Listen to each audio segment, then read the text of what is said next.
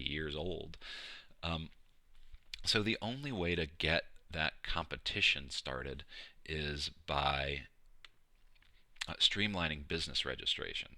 I would suggest that we make it a bit like TurboTax, that we create a way for the for SAM.gov, that terrible registration process, to use the private sector to handle these registrations to compete for who can build the best user experience. Imagine, for instance, the good that we could do in this sector if we made it so that someone could register to contract with the federal government at the same time that they were filling out their incorporation paperwork or doing their annual filings. We've got to make it as easy as possible for businesses to register to compete for contracts if we want anything to change. And we want to disrupt this stagnant ecosystem.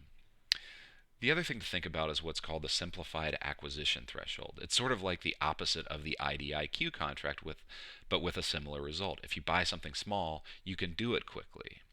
And it's there because we don't want the taxpayer to spend $100,000 in staff time trying to save money on a $50,000 purchase.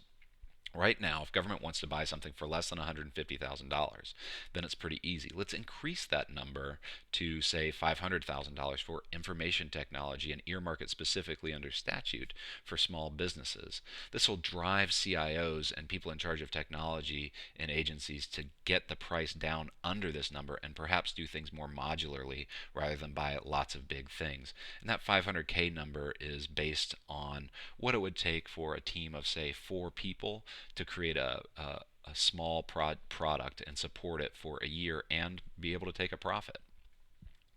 Now, obviously, we also want to streamline the clearance process. We want to make it easier for people to get clearance, and we want to make it cheaper and more affordable for contractors to get that clearance. And let's make it focus on work quality as much